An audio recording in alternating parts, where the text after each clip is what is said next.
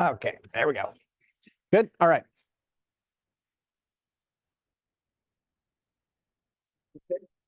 Okay, so let me pull up something here. Okay, so we're going to have our disclosures slide up first, just because I want to get this out of the way. So all the information that's going to be in here is educational purposes only. It's not intended to take the place of specific financial advice.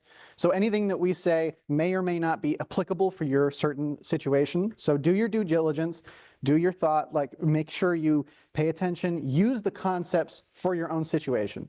Not every single specific thing that we talk about is applicable to you, though a lot of it may be. So many of the statements given throughout the class are our opinion and should not be construed as a recommendation of any specific security or investment strategy. Any references to previous investor experiences are not representative of all investor experiences. When reviewing historical performance of various investments, keep in mind that past results are no indication or guarantee of future performance. Always read a current prospectus before investing.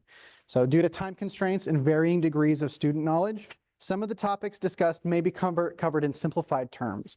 We encourage you to read the book, Active Retirement Investing, that's this one right here, for more detailed information and a discussion of the potential risks associated with specific investment products. We welcome students of our seminar to seek out our opinion and services outside the classroom if they wish, but we're not soliciting business. So we're just here to really make sure that we can answer any questions. So if there's anything we go over that doesn't make sense or there's some missing information, feel free to talk to us at any point and we'll be able to give you whatever we can.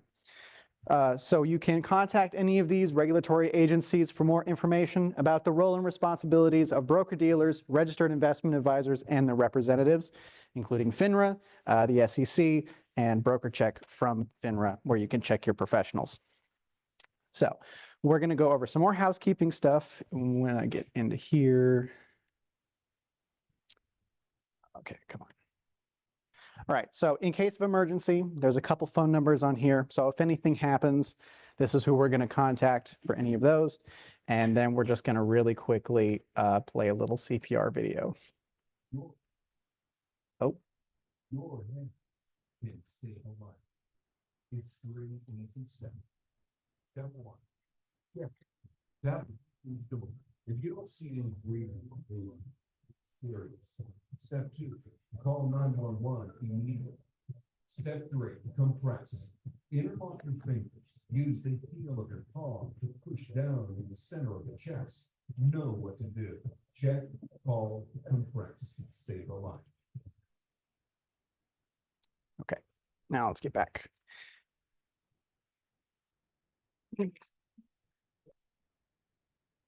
So we've got a couple other. Oh, something's playing in the background. Don't mind me. All right. Okay. So, it's a 2-in-1 class. All right. We're making sure we get you that education too. Exactly. When you see the stock market crash, we got all this other education to make sure you stay alive.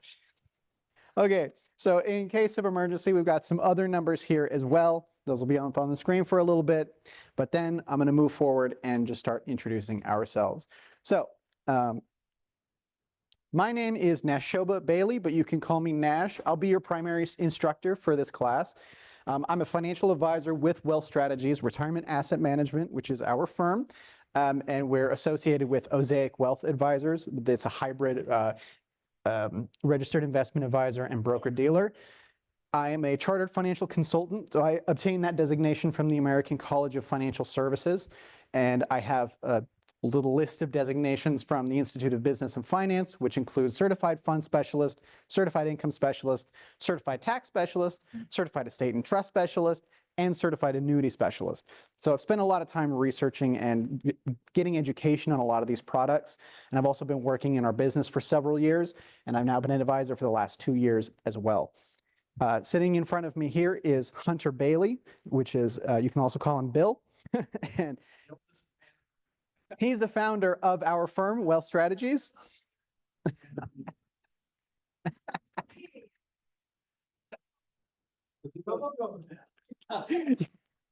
7. Yeah. So he's the founder of our firm. He's been in the business since 1980. So really been around over 40 years now, providing financial planning services and financial advice to our clients. And he has a lot of similar designations as I do, a lot of the ones from the Institute of Business and Finance, as well as a master's in the science of financial services. Anything you want to say before we move on? A bachelor's degree from next to class is pretty cool. Cool. Graduated here in '78 or something like that. Yeah. And was on the gymnastics team. Did you guys ever? Oh, that's impressive. Yeah, made all American in '78. Yeah. That's more important to me than. Yeah, Let's see something. Yeah, come on. It should. You better not ask, because I'll show everybody at the end. I have movies of backflips that I do now and double flips into the kit and all that stuff. Yeah. We got the phone numbers. Yeah, exactly. Yeah. Then I'll show that's- Oh my God. So if you guys have any questions or you want to chat about anything, you can always feel free to send me an email. I'm pretty responsive. I'll get back to you. There's no commitments or anything. You don't have to be a client to ask a question. We're here to help you understand as much as we can. So you can go ahead and shoot me an email if you have any questions about the class or about any topics in specific or anything you want me to look at. And you can always give our office a call if you want to ask any questions, or check out our recorded seminars and any other resources that we have on our website here. So to begin with, we're going to go over a couple interesting facts and statistics about financial literacy and planning and investing. And I just want to kind of give you a synopsis of what we're going to be talking about. So the goal of what we're doing here is we want to impart on you a lot of the knowledge that we use in our practice. Like basically what I'm trying to do here is to show you what we do behind the scenes for people that use our services, and really just give you that information and spread that information so that you can use it yourselves, so that you can pass it to the people around you, so that really we can just increase the financial well-being and knowledge and literacy of the general population. Because I think that's something where there's a lot of complexity in the information that's out there, and there's a lot of unnecessary complexity. There's a lot of sales. There's a lot of people that are really just out for themselves, and they're not really imparting their best knowledge onto you because either they're trying to make a commission or they're trying to drop a lot of excitement to get a lot of people to talk about certain products, or firms are launching things, and it's hard to find the things that work and understand what applies to you in this complicated environment. So we want to help you have a better understanding of the products, of the strategies, of your own situation, so that you can more easily look out into that sea of products and decide what works for you, look into the strategies, and really just be able to make educated decisions, rather than just feel like you have to do all of these cool little tips and tricks that everybody's spewing on different news centers or YouTube or anything all the time. I don't need to feel overwhelmed. Yes. Okay, so let's start with a couple interesting facts. Moving on to financial literacy. I'm sure that you guys will be better than these average numbers, considering how you decided to come and sit here. But it's really interesting to think about the general population and understand where we're at. So less than 50% of American adults have the recommended emergency fund that our industry likes to tout, which is roughly 3 months of expenses. Now, these days, that actually is quite a large sum of money for a lot of people. I mean, monthly expenses are through the roof. Inflation has eaten into the pockets of a lot of people, but even then, it's scary to think that, half of people will have an emergency happen, and that's kind of it. They go into the debt spiral. They go into the situation where a lot of the times they might not be able to come out of it. And only 41% have even addressed retirement savings needs. We're not talking about fully funded. We're not talking about taking advantage of maximum contributions. We're talking about people that have gave it considerable thought to move forward and address their retirement savings. And only 32% have investments a part of retirement accounts. So even though when you do have those retirement savings, there's no thought of anything outside of that to have a more well-rounded picture.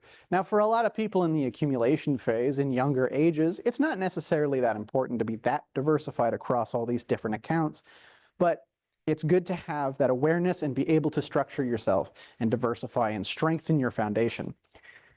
So in the FINRA Foundation's National Financial Capability Study, 6 multiple choice quiz questions were asked of respondents to gauge their financial education and literacy. On average, adults were able to answer about half of the questions correctly, with only 7% of people answering all 6 correctly. Yeah. The answers in there. A few pages later. Yeah. Yeah. So respondents tend to struggle particularly with compound interest in bond prices, which in the grand scheme of investment concepts are really simple things, bottom of the barrel, like some of the first things we're learning about. And I'll show you what these questions are and what the answers are so we can kind of get an idea of where they're going wrong. So we've got our first one, which is some of these are so easy, it feels ridiculous. So when you read them, think back to the stats that I just shared of how only half people, or people only got half of these right, and only 7% got all of them. So if a 15-year mortgage typically requires higher monthly payments than a 30-year mortgage, but the total interest paid over the life of loan will be less. Wow, good job. Suppose you had $100 in a savings account and the interest rate was 2%. After 5 years, how much do you think you would have in the account if you left the money to grow? More than 102, exactly 102, or less than 102?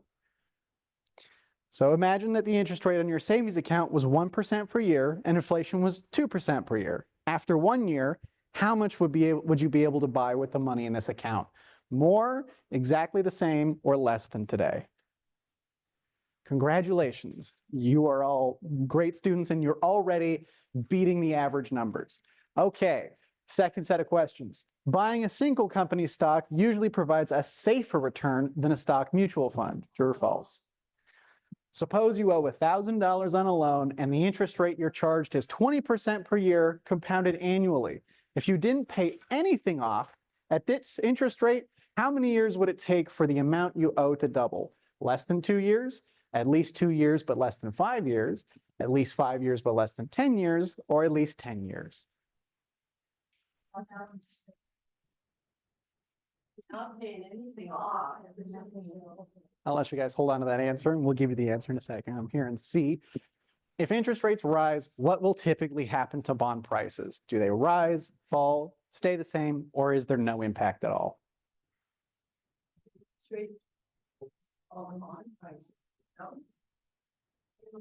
So obviously the individual stock is not safer than the mutual fund. And when you've got answer 5, it's because that interest is compounding on the previous interest. That's why it's like 4 and change or something if I did the math early. So, you know, it goes quickly, which is not super surprising because a lot of people, they don't compound that interest. But when interest rates rise, bond prices fall. Does anybody know why that is? Bonds went up with the interest rate. So generally, when interest rates rise, if you are holding a bond that pays 5%, and now outside in the market, rates go up to 6%, your bond is not worth the same amount of money, because if what needs to happen is that new investor that's buying your bond from you needs to pay a smaller amount of money so that proportionally that 5% interest feels like 6, because otherwise why would they buy it from you? So moving forward, let's look at a couple other statistics. So here's a couple retirement fluency questions. So here's a percentage of people that correctly answered some retirement related questions. 42% answered questions correctly about Social Security benefits. 30% for Medicare coverage of healthcare expenses, which that can be a little worrying. If you end up needing to depend on Medicare and you don't even really know what it covers, that's a little scary. Employment-based retirement savings, 44, a little bit stronger, but still at the same time, that's not super high. Ensuring lifetime income, 53%, okay. And life expectancy in retirement, 32%. And when it comes to comprehending risk, people of all ages struggle really hard with this. I notice a lot of clients that I meet with struggle hard with comprehending risk and understanding how it affects their portfolio.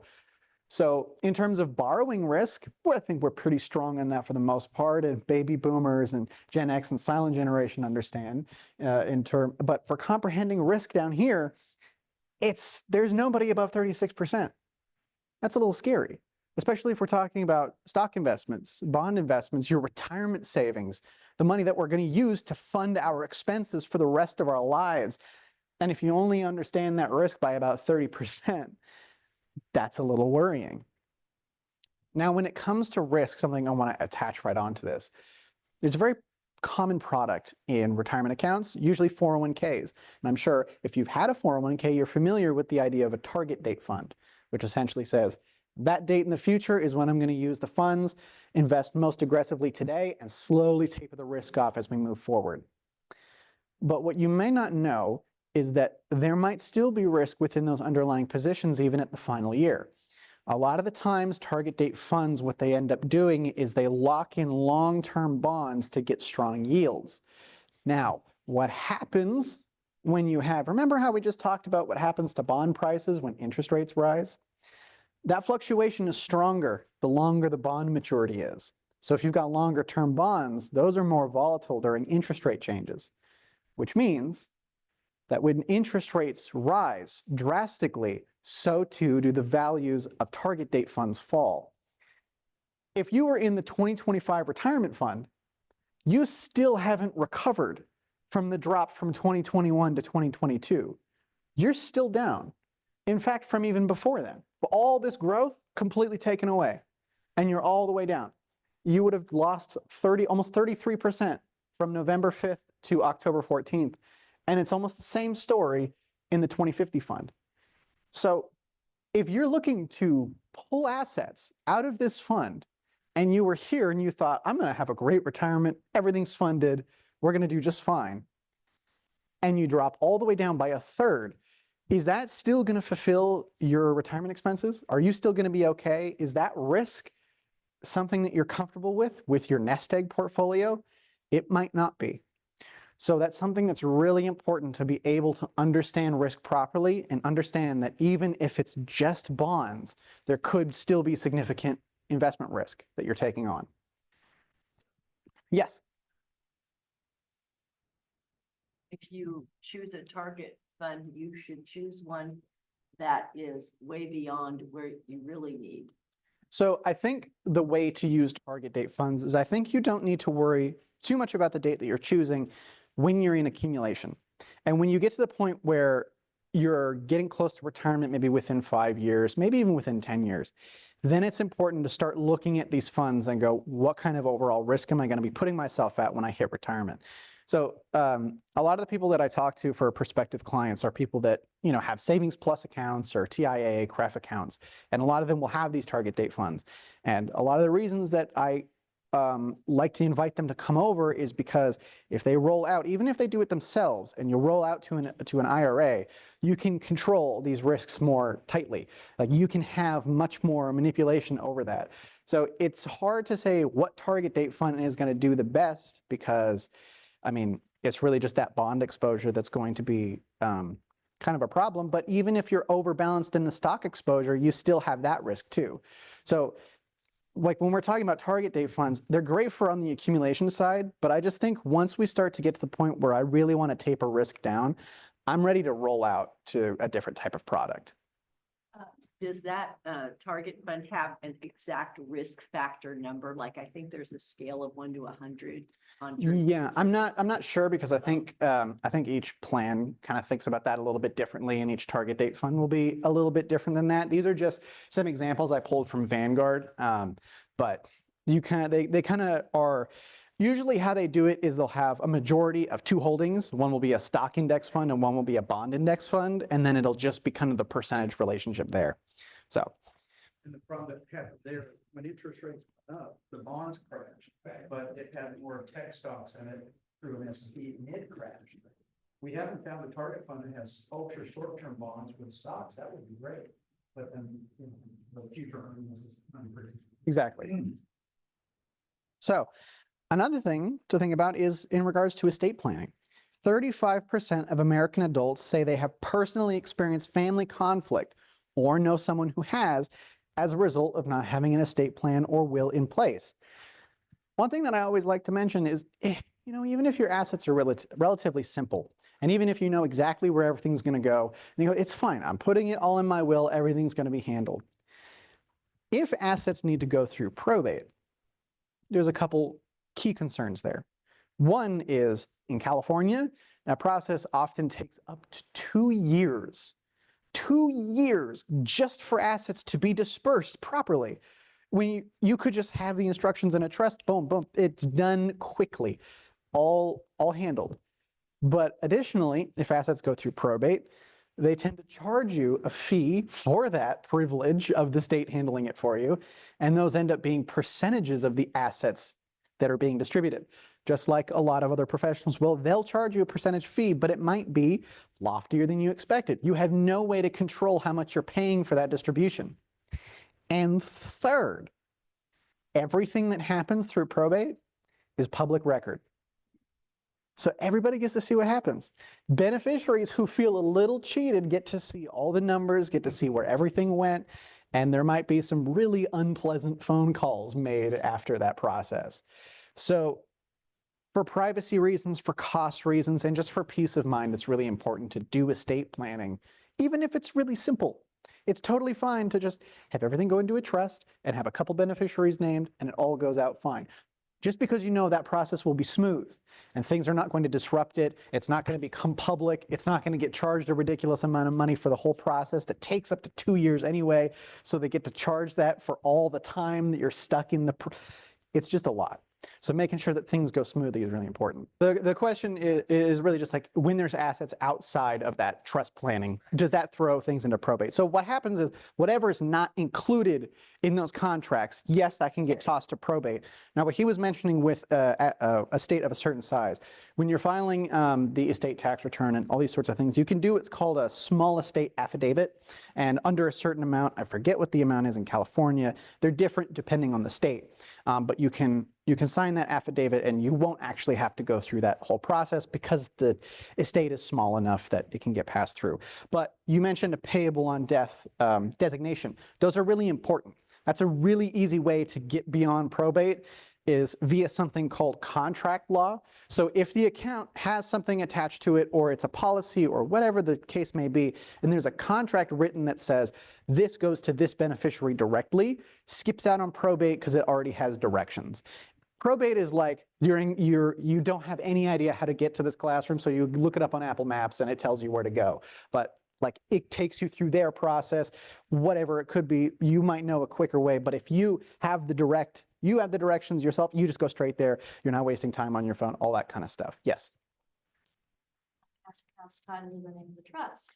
Exactly. Having your accounts titled in the name of your trust is also great. And if you just don't really know exactly where you want things to go yet, making your trust the beneficiary of all of your accounts is also a great first step. So creating a revocable trust or a living trust and just saying, just let my IRAs, my TOD, everything, just let it all go to the trust, and then have your instructions in there. So you only have to write the instructions once.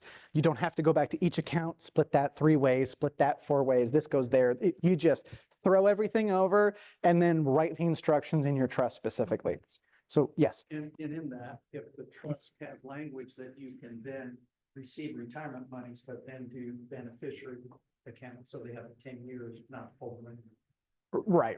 Yeah, we'll cover that a little bit more in depth later. So another thing I want to mention is cost of care for long-term care. A lot of these numbers can be really scary, and particularly assisted living facility, a private facility, 1 bedroom. The average is $6,250 per month, not a year, not a quarter, per month. So are you ready to self-insure that?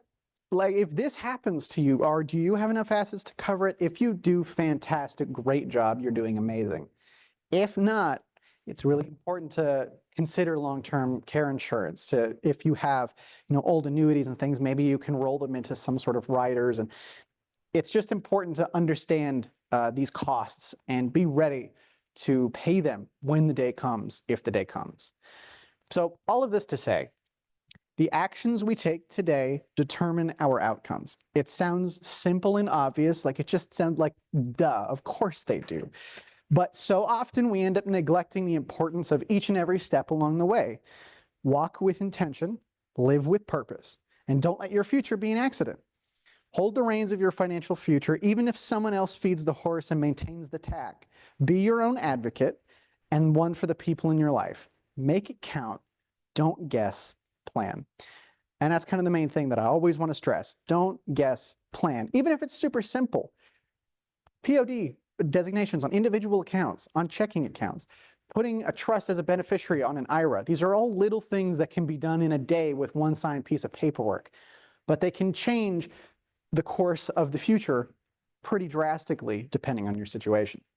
So whether you do everything yourself, have an advisor already, or just want to know where you go to find the answers, who to ask for the assistance, who to pay for the help, I think we can help you a lot.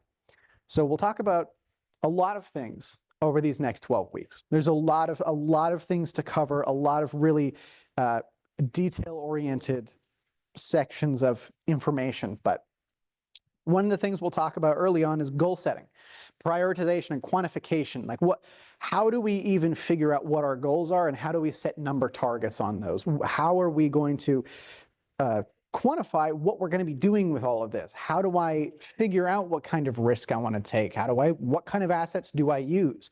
All of that will be an important discussion. Basic risk management and insurance planning. So we'll just go over a little something, we're not insurance agents, but really protecting your assets from big risks is important. That's what insurance is for. Insurance is for low frequency but high severity risks. So we want to make sure that we protect ourselves from high severity, things like, lawsuits, whether it doesn't have to just be, you doing something ridiculously bad. If somebody gets hurt on your property, the way that is resolved is that they'll sue you and your liability policies will pay that out so that they can pay for their health care. So are your assets protected by that? Or do you only have a little bit of liability? And then when that's taken up, the rest of it is taken from your liquid assets. That's important to understand and to know. Mission critical estate planning topics. Things that we just talked about, making sure that there's a direction for your assets, making sure that you understand where things are going to go, when they're going to go there, and how, and who's taking care of this. And our three-phase approach to financial planning. There's really complicated ways to do this. You can go get $5,000, $10,000 financial plans, these one-time plans that it's like, now I got to follow this exact guideline we like to make things a little bit simpler. Because oftentimes a lot of people who are at the stage of life that we're helping, they've done a lot of their budget. They've done a lot of accumulation. So what we like to look at is we like to make sure that there's no big red flags in your life, that you're covered for risk, that your estate planning is doing all right. And then we move over to your investments, make sure that they're efficient, make sure that they're accomplishing the job you want them to do, and then making sure that we keep up on all that. Because one plan might have been right yesterday, something might have changed today that we need to change moving forward. In-depth investment analysis. This is one of the things that's kind of my specialty. This is what I do the most on. So we'll dig really deep into determining what sort of assets are useful for you, what sort of risks they hold, and how you can mitigate those types of risk, how you can diversify them away, manage them down or up depending on your circumstance, and how we can really just build a portfolio that does exactly what you want it to do. Your guide to diversification will be a big part of that investment piece.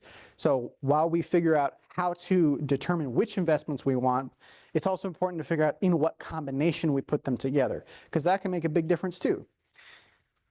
Post-planning activities, just really looking back on your plan, looking back on your strategies, your accounts, your estate planning, all this stuff to just make sure that every day you're still in line with the goals that you set earlier.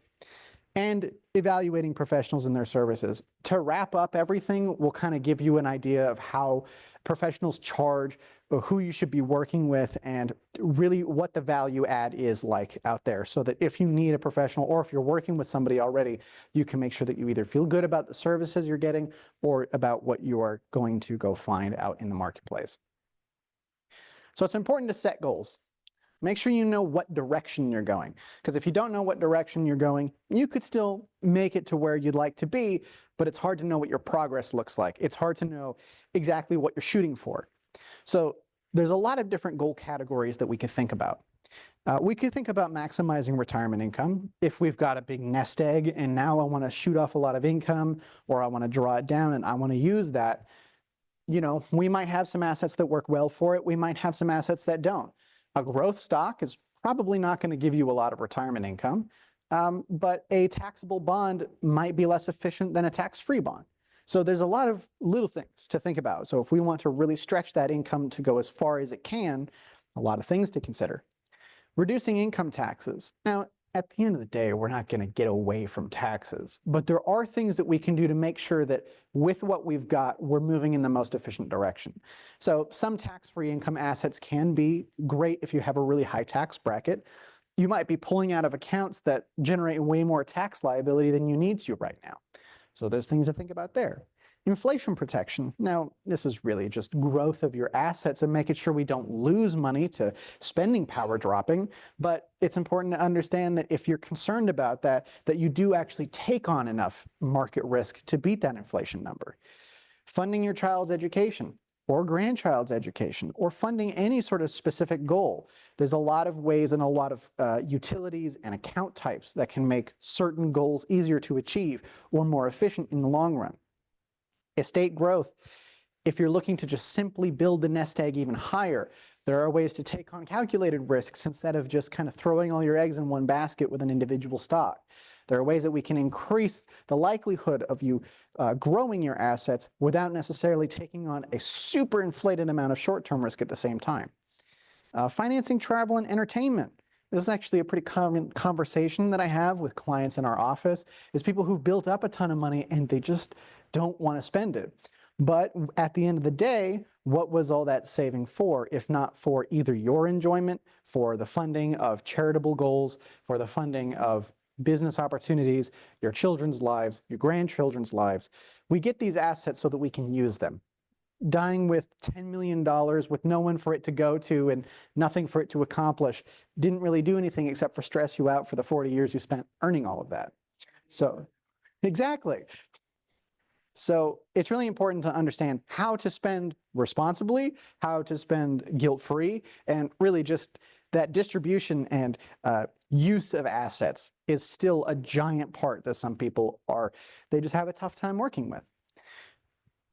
Distribution of assets, like we talked about with estate planning, making sure that things go in the right direction, incredibly important, and understanding that assets get to who you want them to get to with the rules attached that you want. You might have somebody you want to give your assets to, but you don't want to just hand them a pile of cash. There's a lot of tools that you can use to make that a little bit more of a conditional sort of transaction. Protecting accumulated assets obviously is top of mind for a lot of people that have saved over the years, that have invested over the years. If you've done really well investing in S&P index funds and it's time to retire and it's time to really hold on to that, there's a lot of ways to really bring that risk down. Like we talked about with the target date funds. There were some built-in risks that people don't consider, that they just don't know about. And it's important to consider those things and really be aware of where could my money disappear if things sort of went down in the next while. So it's important to understand your risks and how you're going to protect those accumulated assets. So the top 2024 financial goals that people have a lot, some people have paying off credit card debt, being able to cover their bills every month, obviously, improving credit score. Some people don't have a goal at all. Saving for retirement is scarily low for my generation in Gen Z at 3%.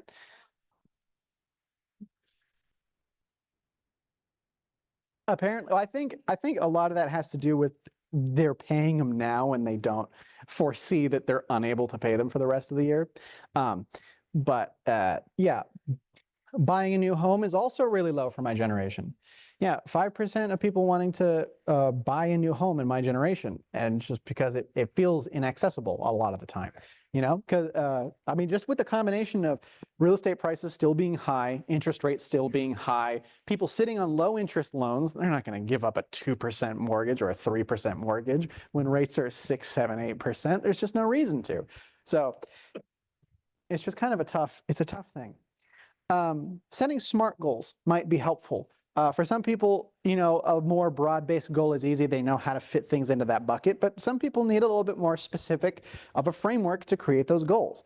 So if you want to set a SMART goal, it's an abbreviation for these 5 things. specific. So you want to make sure that it's concrete and tangible. It's something that like you know what it is. You know exactly what you're going for. If you have like you say you want to retire at this age, that's a great specific goal. Make sure it's measurable, has an objective measure. It's not something that you just kind of feel good or feel bad about. It's something you could put a number on, or something that you can, like if you say this is where the success is, somebody else can agree with you. And then if you get there, there's no question of whether it was a yes or no on whether you made it. Attainable. So the goal should be challenging, but should be achievable. A lot of the times when we think about investment returns, you know, we can't take on treasury bill risk, but earn S&P 500 returns. You know, you got to make it reasonable. You got to make it something that can actually be accomplished out in the marketplace. Relevant. Make sure that the goal meaningfully contributes to your larger objectives. So each part of your plan should contribute to the whole thing moving forward and getting you where you want to go. Timely. Make sure that the goal has a deadline or a timeline of progress milestones so that you can measure how well you're doing over time. So for a lot of people, that might be if you're trying to create an investment portfolio, specifically in the accumulation phase. That's why we have a lot of like save 13% or 15% per year in your 401ks and all that, because it gives you a really good way to measure your progress over time to get to that big number of what's going to provide you income in retirement. So quantifying goals is really important. That's what that SMART framework can help you do. Quantifying goals into attainable numbers is really important, because if you don't have an attainable number in front of you, how do you know if you're making any progress?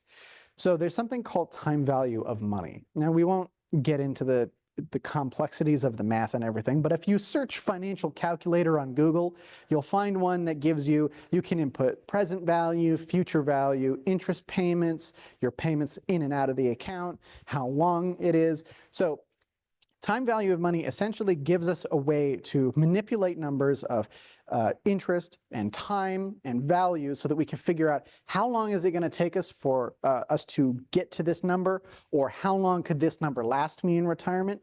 So it's a really easy way to sort of plug in some numbers. So for example, if I wanted to say I've got $1 million portfolio and I'm earning 4% per year on my dividends and interest and whatever else. And if I say I'm earning that much and I'm taking out X amount of dollars per year, I can put all those variables into a financial calculator, into a time value of money calculator, and it'll give me a number that gives me a rough estimation of how long that nest egg could do that and fulfill that goal. For some people, it might be infinite because you're only taking out a tiny little bit of money. And for some people, it might last shorter than you think because you're taking out large sums. So there's a lot of different factors there that can help sort of get you an idea of what timelines look like, of what dollar values look like, what a portfolio might look like after distributions, how much of distributions you can take without interrupting your return schedule, all sorts of things. So these factors can help you filter actions taken or recommended. So a lot of the times, like, it just is helpful when you have specific goals that if somebody tries to sell you a product, you can look at it and really evaluate, is it going to fit into what you're trying to do going forward? Like, is this specific bond what I want? Is this stock purchase what I want? Or do I want a more diversified approach? So it's good to determine what type of investor, what type of planner, what type of person you are. A lot of people that attend and like to learn about things like this are the people who do it themselves. And I would say for people who want to do everything themselves, try and be as qualified as the person you'd hire. And if you're not willing to be so qualified, that's where you can seek help from a professional. Don't be afraid to delegate sections you're not an expert in. I'm not a complete expert in taxes. I can give some good recommendations. I can look at some strategies, but at the end of the day, I always want to make sure that everything I say is double checked by a CPA because they understand that intimately. I want to make sure that if I'm going to recommend some sort of insurance policy, I'm not going to be the one to write it because I'm not an agent and I'm not an expert in underwriting. I might understand what the need is, but I want somebody who's a professional in that field to be the one to actually fulfill that need. If you're using an advisor, of course, check their background. See if there's complaints because you never know. Sometimes we look on advisors of clients who come in and look at who they were working with previously, and sometimes there's some questionable stuff in that history. Not all of it's the worst because sometimes they have to report non-financial things. But if you see securities related infractions and things that don't look too good on their financial history, you know, it might be worthwhile to have a conversation with that advisor or just really evaluate that.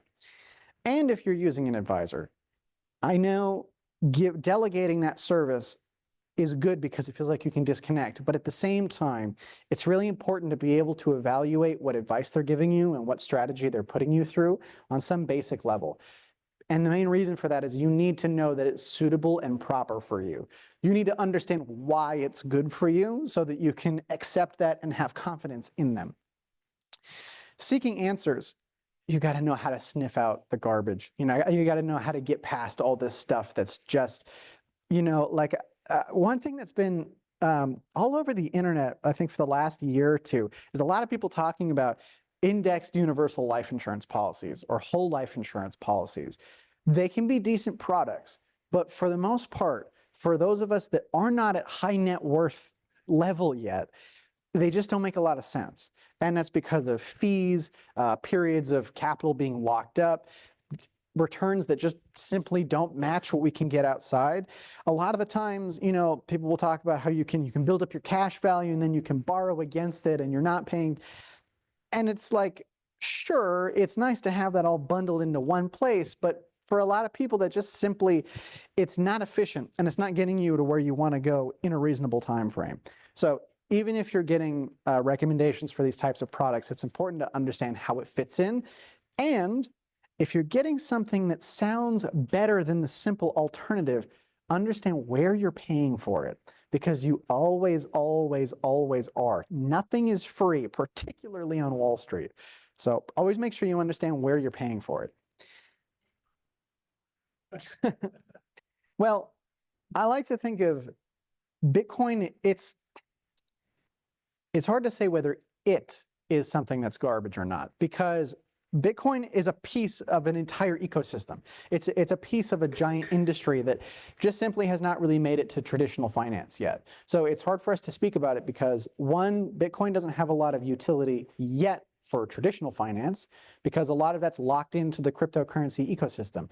I can't take my Bitcoin and go shopping with it, and the returns are pretty much mostly speculation. I mean, there's no dividend that gets paid out. You're not in a share of a company that's going to be doing anything else. It just kind of simply exists.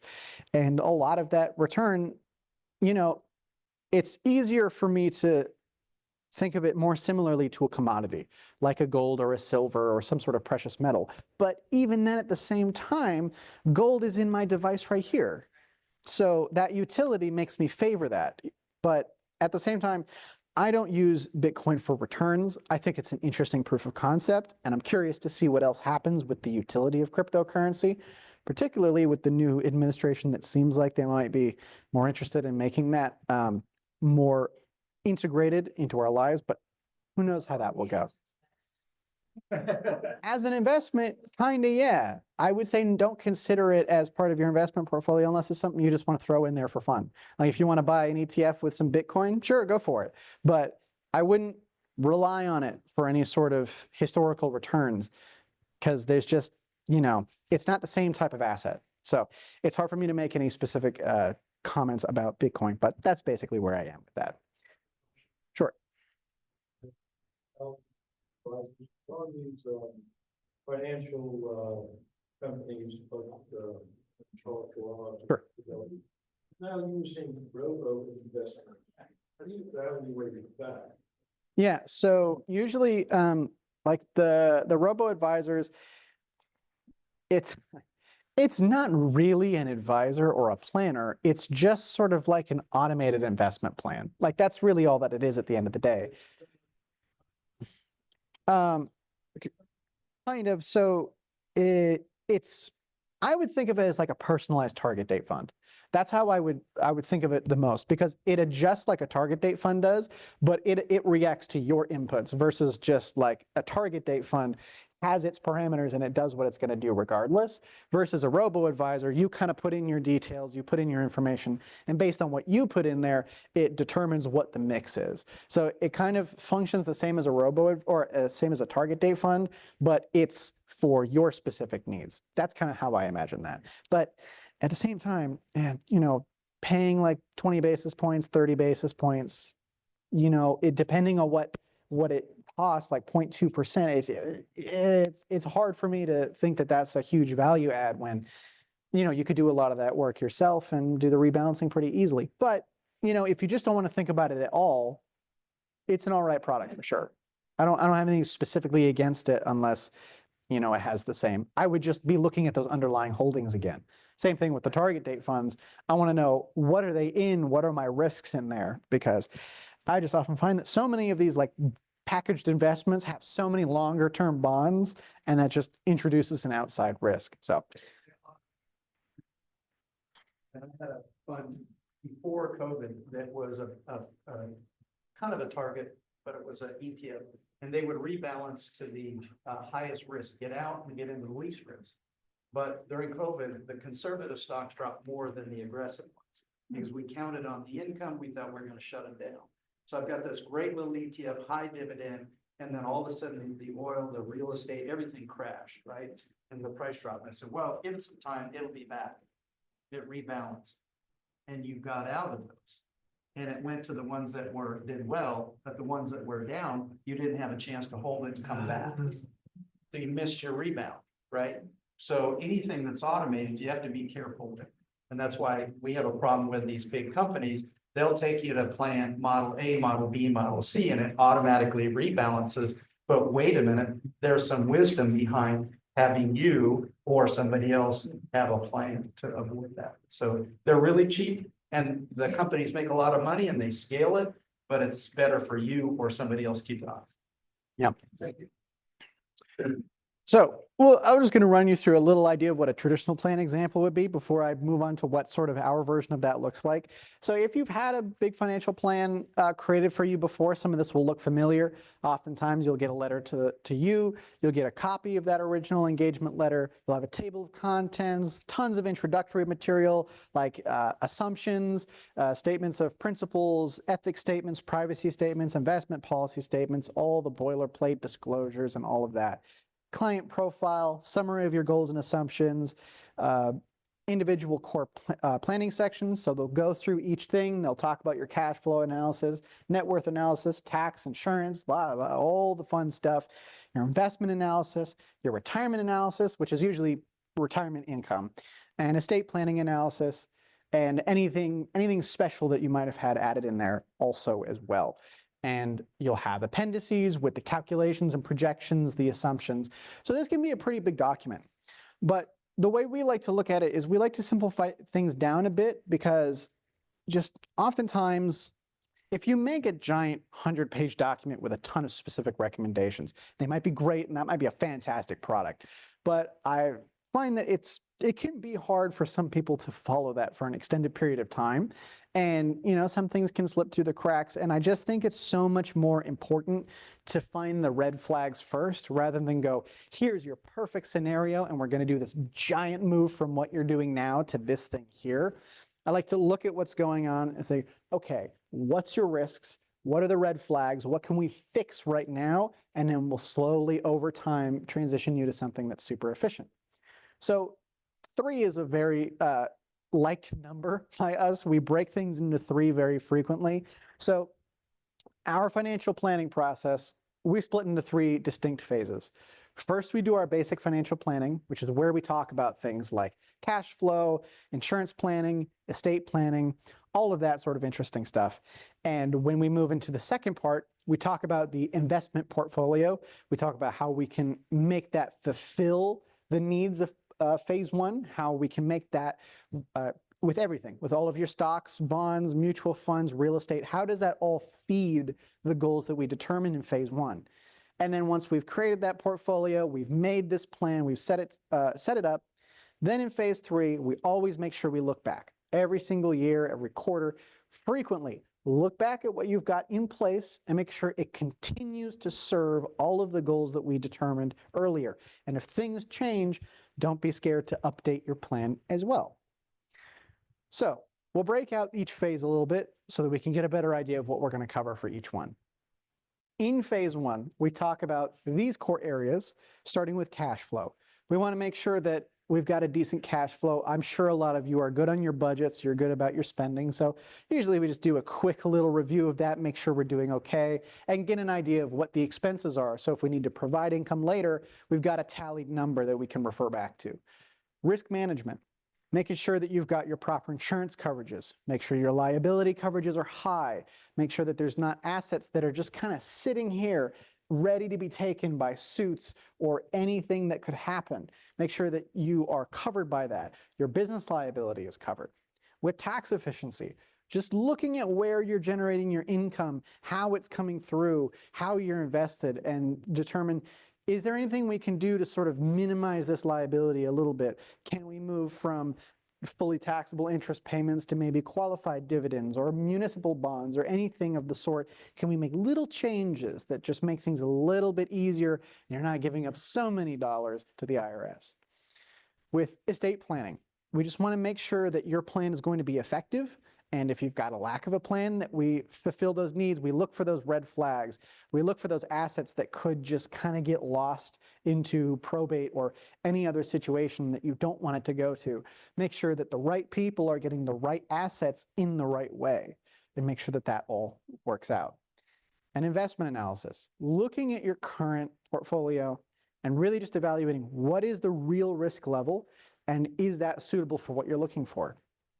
If you have an IRA and you know you need to take distributions from it, but you're completely in small cap growth funds, you might make a couple recommendations for rebalancing that to a lower risk portfolio, because you want smaller short-term risk so that you can still take those assets out and utilize them.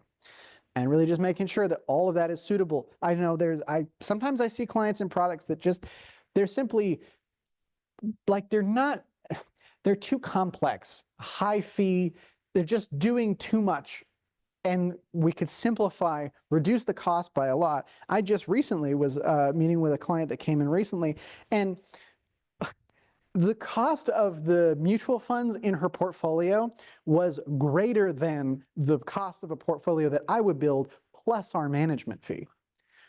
And she was also paying an advisor to do that at the same time. So we're talking about a portfolio that cost, if I remember correctly, 2.3% per year all in. That's a lot.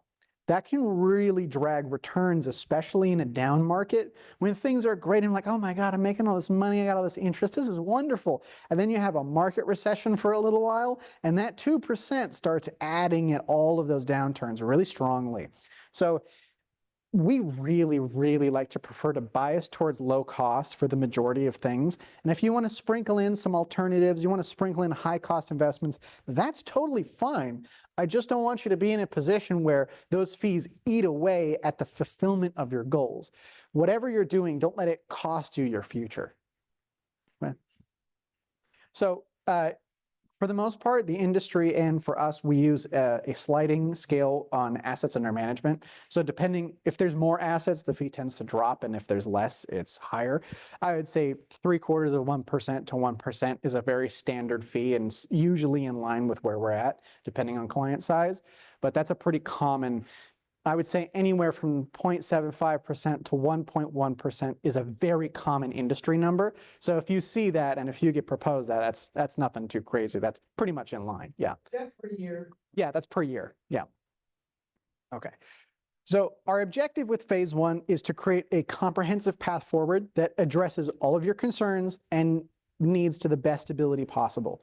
So we're not looking for the absolute easiest solution, like one big variable annuity where we just chuck everything in there and we get our guaranteed income for life, but we want the best one.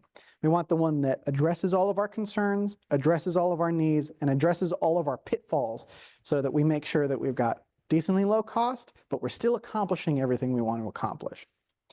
So moving on to phase two. This is where we talk about your investment portfolio. Risk profile and suitability is one of the most important things. Even if you've got a couple investments that are not as good as the one over there or not as perfect as something over there, that's fine. Individual investment selection can be super varied. Every advisor does it a different way. Every firm has their own products. But what's most important is understanding what level of risk is appropriate for you and what investment types are suitable for your needs and sophistication level. If you're not a super sophisticated investor, you don't need to be in a ton of alternative investments. You don't need to be in a bunch of limited partnerships. You don't need these weird things that you can't understand. It's important to be able to understand what you're looking at in your portfolio, because if you can't understand it, how do you know how much you need to be in it? How do you know when you need to get out of it? How do you know when it's good to add more? Like, it just make sure that your investments fit your sophistication, and be able to be honest with yourself that if what you need is a couple index ETFs and a couple bond ETFs, accept those, and that can be a great foundation for a portfolio moving forward.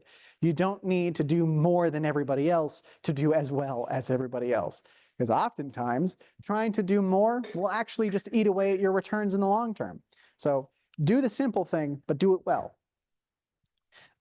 Investment analysis. We'll learn how to evaluate the risk level of what you've got and what investments are out there. So we're going to talk a lot about different risk metrics, different ways to evaluate types of investments, from short-term bonds to long-term bonds, corporate bonds, individual stocks, ETFs, mutual funds, all of the different stuff that's out there. We'll really dive deep into that. And if you've got questions about it, please ask, because that's one of my favorite things to talk about, is the actual investment piece, because I spend a lot of my time researching that, and that's what I like to do. So please, if you've got investment questions, ask them. So, and additionally, there are some unique risks that each investment is exposed to. I mean, like we know, an individual stock has a lot of unique risk because whatever that company does directly affects your returns, versus a big stock market index ETF, you're just kind of riding the economy as a whole. Your returns aren't outsized, but you know, it's understandable where they come from. So we'll get into portfolio creation as well. I'll show you the tools that I use, that we use, and that you should use when creating your portfolio, and how to use widely available low-cost investment vehicles and design a well-diversified portfolio that's customized to your needs. So we'll actually spend some time building a sample portfolio, sort of for a middle of the ground, like super baseline investor. We'll create a sample portfolio with a couple really high quality investments that we like to use, and show you how we allocate for those different needs. So our objective with phase 2 is to achieve your goals at as low of a price as we can, while at the same time protecting your assets from substantial risks as much as possible. So the reason that we like to reduce fees so much, I mean, it's just kind of thinking back to that client I was talking about, where she was paying 2.3% just for her investment portfolio. And when you go over the long term, I mean, compound interest also works on fees as well. So, you know, if you look at those fees over time, how that's coming out of your returns, that can eat away at a lot of the potential return. If you're looking to generate 10%, but 2% comes off the top from you and goes straight to the advisor, I mean, that brings you down to 8%, and that might not fit into your overall plan. So it's just balancing those needs, reducing that cost factor as much as possible, so that that really gives you a high chance of success. And then when we move to phase 3, we'll talk about monitoring the plan. How do we look backwards, looking at all of the things that we did, all of the things that we built? How can we make sure that these continue to satisfy our goals and objectives continuously over time? So investment monitoring is important. Looking at your portfolio and understanding that it continues to meet the objectives day over day, month over month, quarter over quarter, year over year. Because sometimes things can go out of whack a little bit, or things can change. It's really important to understand that when things change, it's important to look back on your portfolio and adjust it for that. If you suddenly have a giant income need, it's really important to look at your risk factor and think that maybe you need to tone it down a bit. Regular plan revisions are incredibly important. Evaluating your plan and strategy on a regular basis, even if there's no changes, even if nothing happened, is super critical to ensuring long-term success. And a lot of that will have to do with the next point, where it's just understanding that if you have a plan in place that was for a specific set of laws and regulations, if things change and now that doesn't work so well, it's really important to readjust to what's happening out there. I mean, Trump was just talking earlier today about removing the income tax from Social Security. That might give you a bit of a buffer to where you don't need so much of a retirement distribution anymore, if that goes through. Now, who's to say what that will do on the stability of the economy moving forward? But we're not economists, we're financial advisors. So things like that, just to stay up on date and make sure that everything fits in your plan. Yes. Second point, their regular plan revisions. How often do you suggest checking your plan? I would be checking whatever you're doing at least on a yearly basis, at the absolute least. I think quarterly is a good time to check in just because, within a quarter, a decent amount of things can change, things can happen, and it's not so regular that you're just like bored every other weekend looking at your investment portfolio. But, I think quarterly is it's a decent amount of regularity to where you really can get a good idea of what things are changing and how your plan fits into it. But annual at the least, yes. For your clients? Yeah, so we'll be looking at least every quarter. It kind of depends on the stage of the plan and the client. So there may be times that there needs to be more regular reevaluation or more regular sort of communication. So depending on where we are in there will be at least quarterly monitoring of the investment portfolio to make sure that everything is within balance, that risk factors don't get outsized. But yeah, so I would say quarterly reviews are important. Annual reviews are mandatory. Like you got to make sure you're checking year over year because a lot can change in a year. A lot can even change in a quarter. Pays off because when the market. So if they want to get in touch with their feelings, let's downgrade it and rebalance it. You were given a warning or an opportunity to do that if you want. And then if they're optimistic, the market keeps going up. But you need to be involved because if it's just somebody else, we're not going to know. And then if the market drops, you're more upset. And if you got out and the market goes up, you're upset. So we have to match your feelings. In the current market, where the president admins tariffs, that's a red flag for the economy, correct? Well, some people argue that tariffs are a negotiation point and that they may or may not do that fully. And that our country started on tariffs without taxes, but we don't know. He could cause another depression. Right, and I'm saying, isn't this the time now to say, hey, let's pull the funds out of the market and wait until we see what goes on? Then we can come back in if we know the market is still has that momentum or having a bear market, bull market. You would think so. But all the charts show that by the time you realize to get in, it'll be too late. So if it is a concern, it's better to move out and get more cautious. And if the market takes off without you, that's okay. As long as you accept that. It's kind of like when you sell your house, you know that it's going to go up in value. Good luck for the buyer. So that's why we would rather have you evaluate if you get out now and that makes you feel more comfortable and the market goes up, are you going to be more upset about that than if you don't get out, the market goes down? I wouldn't be upset about it a little bit, but I would be upset if it was down. That's why. I just lost all this money. Exactly. I can Yeah. jump back into the market as it's gradually moving back up. Yeah. So the whole thing, at the same time, I'm looking at the direction of the market. Yeah.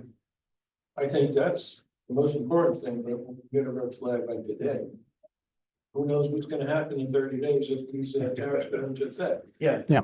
I'd rather get the money out now. Well, timing's everything. We don't know. But if you're concerned, I would highly advise get out, go to T-bills, then reallocate over time. And then when there's a big drop, if it happens, move more.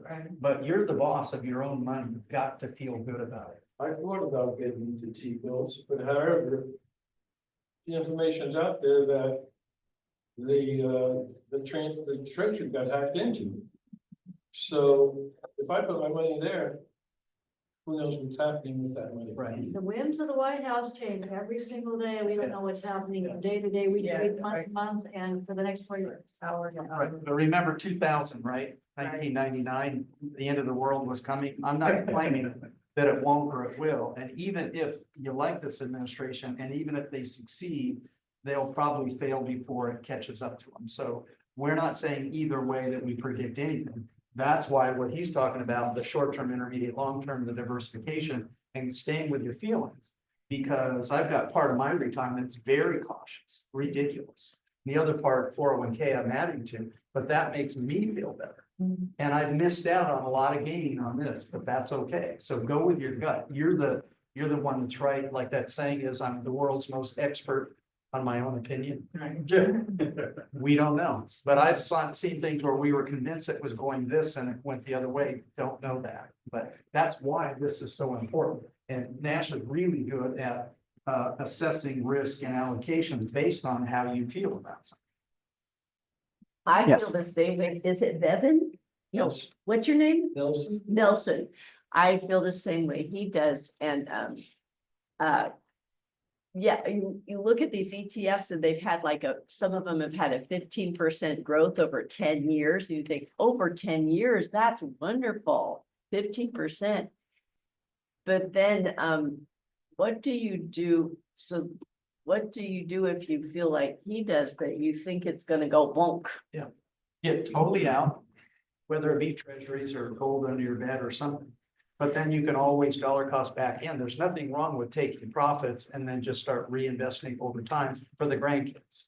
So I would rather get out than stay in and have the market crash because you'd feel terrible. so the reason I brought that up is because back in 2008, 9, with mortgage industries and banks collapsing, I had 401k and I had Nash. Yeah. They lost like 40%. 65% for a while. Yep. And it took forever to recover from that. Yeah, about 8 years. Yeah, 8 years.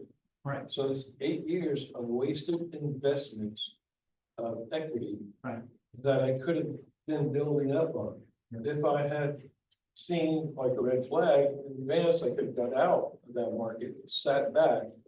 And get in on the bottom once it starts getting bullish. That's my ultimate dream every day. Not what's gonna happen. I mean, we always have, but There are red flags out yeah, there. Hey, listen, if you figure that out, call JP Morgan. They would love to hear from you. but you go for what works for you because the market's at what, 44,000 something. Right. It's not where it'll be in the long term, it's where it'll be in the short term. Because when I started in 1980, it was 807. But that's no excuse to say stay in all stocks.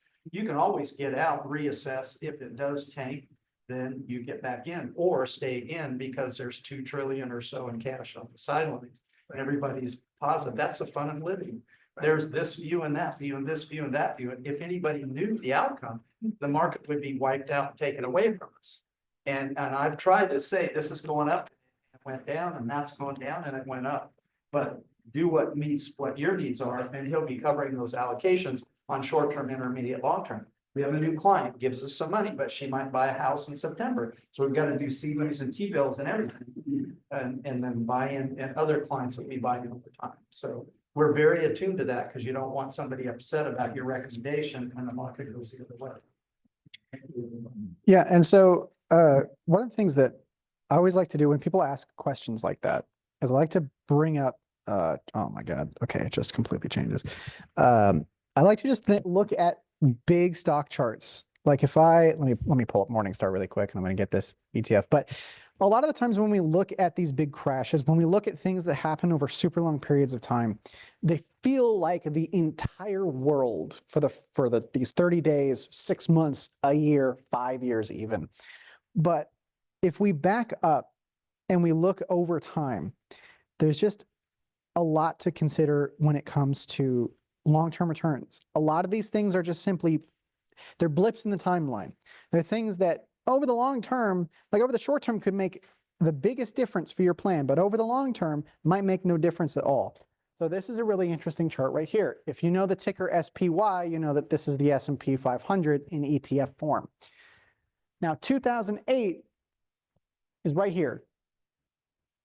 If you're invested here and your retirement is in this period of time, sure, that was horrible for you.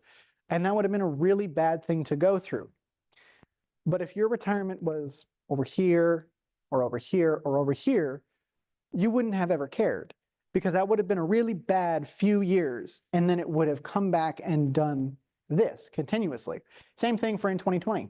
That was a giant, that is a bigger movement than this is, relatively, obviously. But it's really important to understand this is not your entire investment portfolio. And that's why we talk about what we talk about. When you are in a phase of distribution, those risks are really important. And that's why we want to create them on a small percentage of our funds.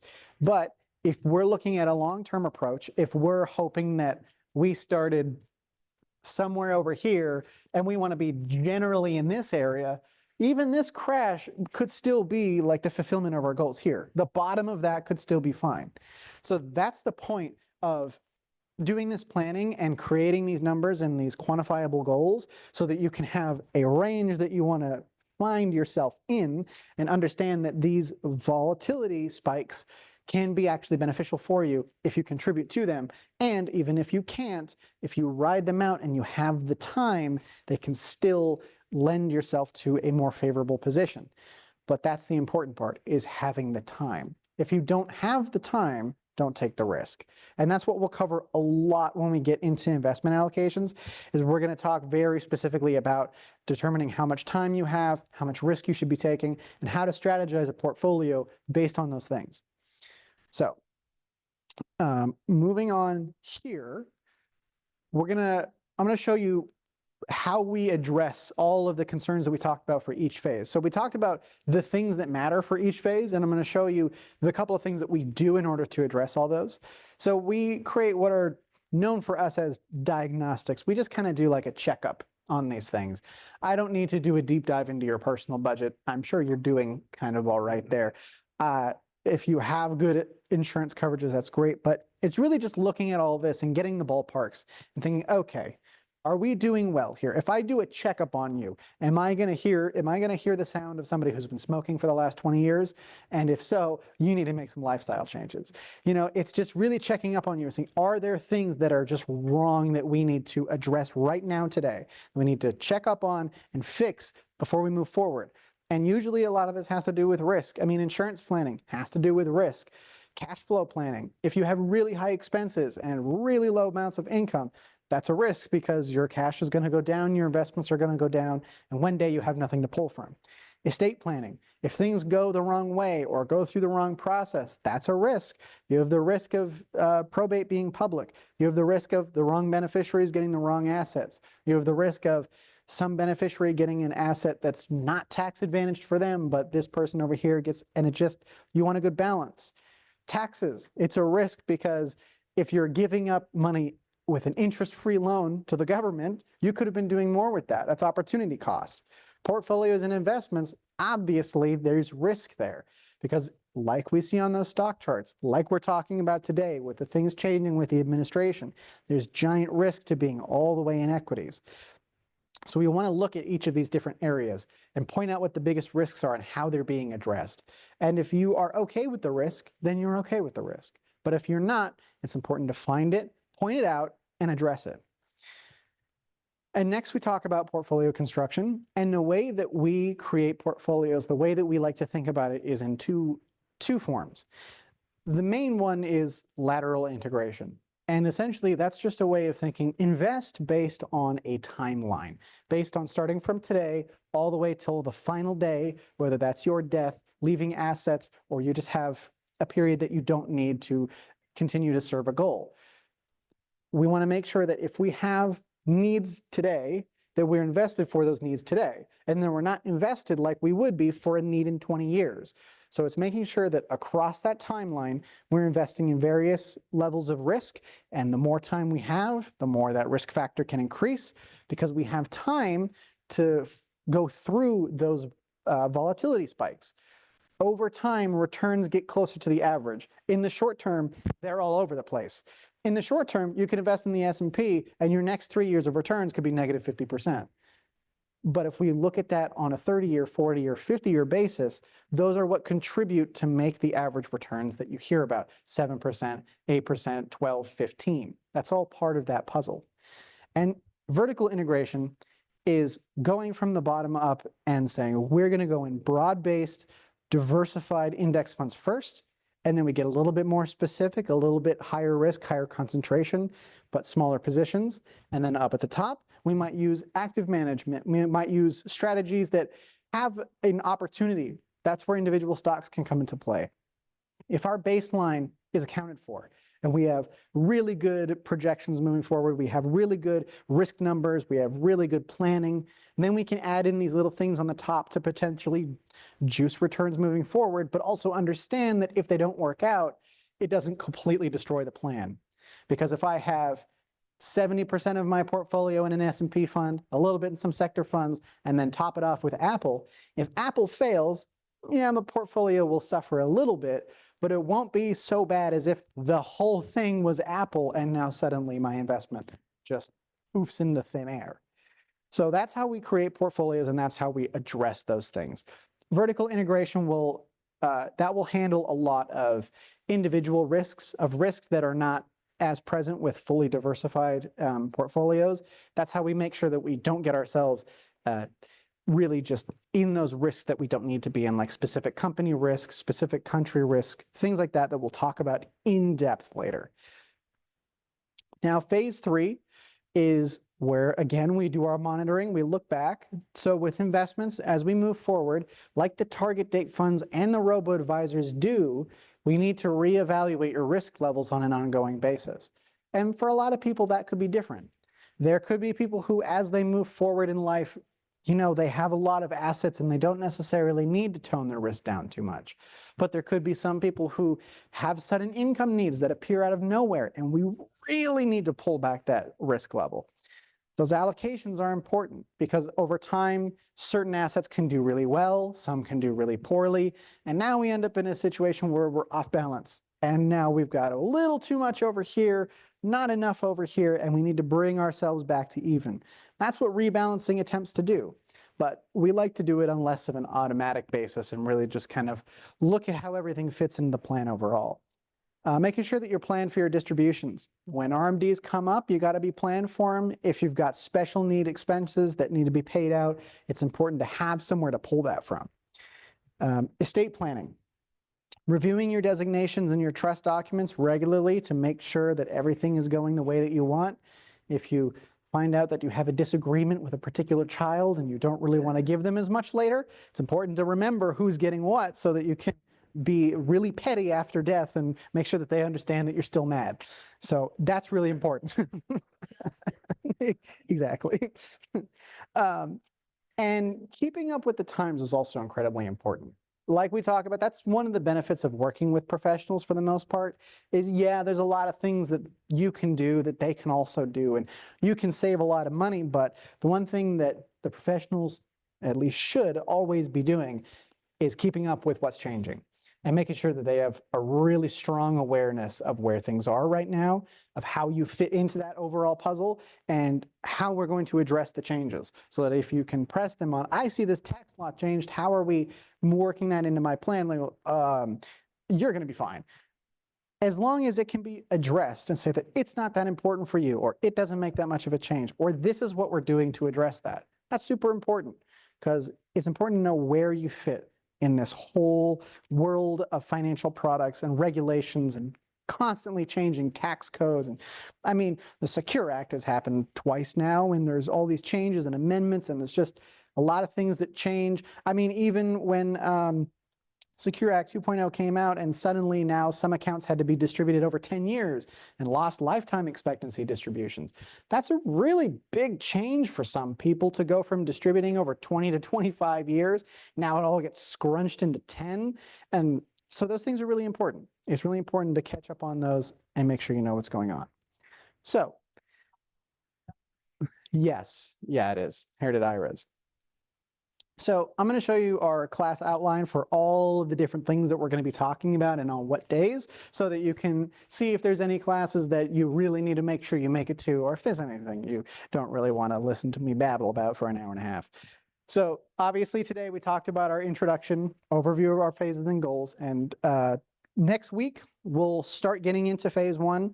We'll start talking about that cash flow diagnostic, insurance, and estate planning. And we'll just really start that process of how you can evaluate where you're sitting and all the stuff that you've got put together, how that works. After that, we'll start talking about different types of accounts, funds, market indices, really just kind of the generals of the market or portfolio diagnostic and how you can compare yourself to the market. and how those pieces of information can help you determine if what you've got currently is feeding those goals properly.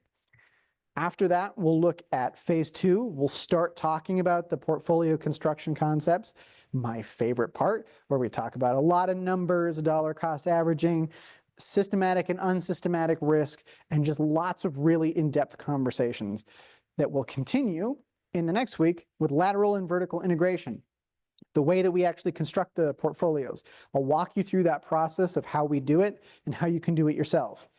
We'll talk about investor categories, where people are and how you can implement that vertical and lateral integration, how you can compare your investor profile to the assets and push those together to create a portfolio that serves you.